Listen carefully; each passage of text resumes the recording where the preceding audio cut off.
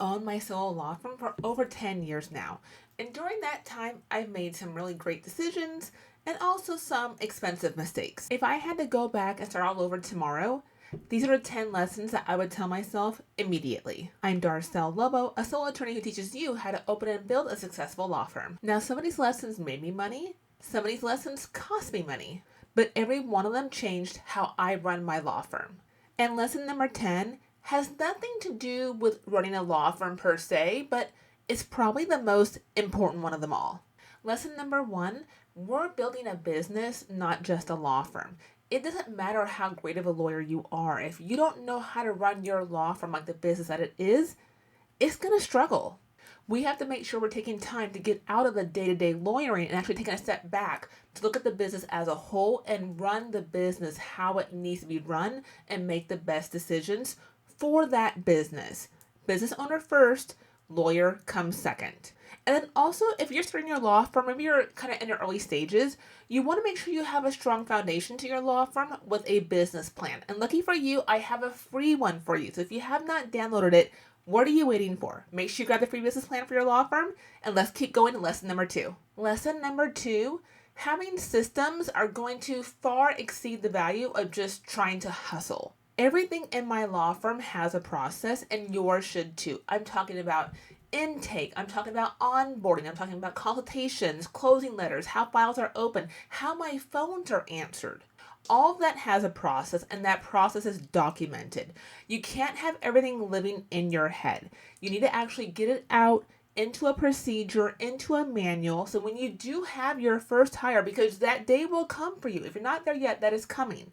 Where you're going to have your first hire, your second hire. Well, we're getting admin tasks off of your desk, and so we want to make sure that we have a process for how these things are to be done. Because the less that you're relying on your memory in your law firm, the more your law firm can actually grow.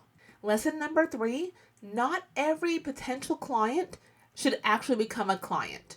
Not every consultation is going to be a good fit for you and for your firm. Let's not take on the wrong clients. Let's make sure we're listening and seeing those red flags. I know you see them. I know you hear them. And a lot of times we overlook them, we ignore them, but the wrong clients consume your time, they're trying to negotiate fees, they're taking up your staff's time, they're being more difficult. It is not worth it. Not every potential client is a good fit for you and your law firm. And let's not forget, saying no to the wrong clients makes more room and more space in your law firm for the right client. Lesson number 4, charge for what your work is worth. Charge for the value that you are providing. This is again why I'm a huge advocate for flat fees, that we're not tying our value to our time, but our value is tied to the services we provide and the value we provide to our client. Because you're not just charging for the documents, right? You're not charging for whatever document you're preparing for that client. That is not the value you provide. The value you provide comes from your experience, your judgment, your ability to help them reduce risk, bringing them peace of mind, and solving their legal issues for them. That is the value you bring. Know the value that you bring to your clients and charge your clients for that value. Lesson number 5 is that referrals don't happen by accident. Now, referrals are the best source of new clients out of any other source. Referrals are the best. And those referrals came to me, and they'll come to you if you intentionally stay connected to people. So I tell all my clients that they should have a spreadsheet of their contacts and be tracking when they last had contact with that specific contact. And if it's been more than 3 months, 6 months, pop in and say hi. Send an email for no reason other than just to check in and see how they're doing. And as you meet people, make sure you're following up. Make sure you're sending your thank you cards for referral sources when they send a new client your way. Be helpful to people, right? You're not always just looking for what can you get out of a relationship, but also what can you give? The more that you give, the more it will come back to you in your business. Because it sounds kind of crazy to say, but like the best marketing happens when you're not actually marketing. It's when you're actually just building true, genuine, authentic relationships with real people. Lesson number 6, this was a big one for me and why I went out on my own, is protecting my time. You need to protect your time as well.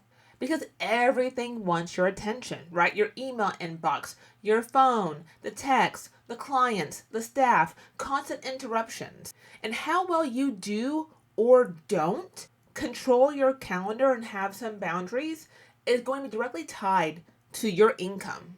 Because if your calendar and schedule is a hot mess and you have no control over it, that's going to directly limit your ability to grow the revenue in your law firm. We've got to get that cleaned up first. Lesson number 5, let's invest in technology earlier on. Now, I'm not a big tech person. Like, that's not really my expertise. But I do leverage technology as a solo to help me be more efficient in my law firm. From everything to, intake forms to calendaring, like consultations and signings, there is technology utilized in that process. Auto reminders to clients of appointments and what's coming up, collecting payments. These are all things that you can pretty easily leverage technology to help you use and facilitate to, again, reduce the amount of manpower required to get these admin tasks done that you can have technology do for you automatically. Lesson number 8, and this is one that I come back to, I feel like all the time, but it's this notion of waiting until you feel ready. You're never going to feel ready, whether it's going out on your own or hiring that first person. Like, there's so many new things you're going to do as a business owner, as a law firm owner, that you're not going to feel quite ready for. But that's not a feeling. That's a decision that you're going to have to make as a business owner. And more than once, you're going to have to get comfortable making decisions that you may not feel ready for, but you're making the decision that you are ready, you're going to do it, and you're moving forward. Lesson number 9, for me in my practice and how I built my practice and why I built my practice, this one is a big one for me, is that success is not only measured by revenue.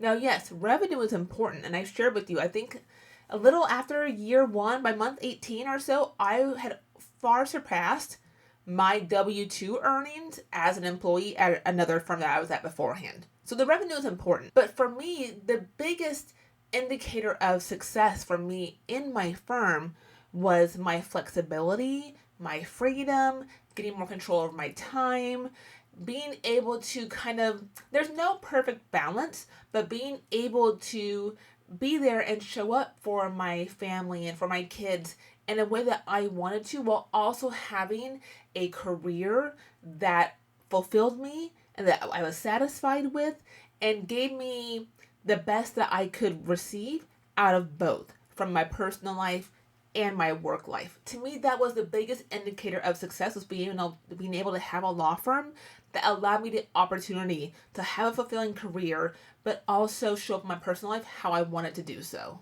And lesson number 10, this is kind of the biggest takeaway for me, and this ties a lot into number 9 that we just went over, but your law firm should support your life. I'm not running my law firm and then trying to fit my life in here or there around. That's not how that works. That's not how I've built my law firm. You want to have a practice that allows you to take vacations and to have family time and to have hobbies and take care of yourself and your health. I've shared a bit over the years of my personal health journey, being able to show up for myself and prioritize myself while still having my career, while still having my law firm. That's how my law firm has been able to support my life, and the two can go together and work together as far as what I want for myself. Because you don't want to go solo just to create another job for yourself where you're still tied to your desk 60 hours a week, working nights, working weekends. Now, when you first start out, that might be the case, but pretty soon thereafter, we should be able to get that under control, get you the help that you need, so you can have the flexibility and the time and the freedom and the earnings that you've wanted for, which is why you went out on your own in the first place. If I could just summarize my past 10 years of being a solo in one sentence, it would be something along the lines of I didn't go out on my own to just be the busiest lawyer. To me, that doesn't give me any additional credentials or value to be as busy as I can be. That's not what I'm striving for. For me, it's about building a business that I wanted, that I dreamed of for myself when I went out on my own. And I'll be the first one to tell you that I'm still learning. I don't have everything figured out. I probably will never have everything figured out. That's not a realistic expectation for me to have. But these 10 lessons have completely transformed like how I practice law, how I show up as a business owner, how I show up for myself.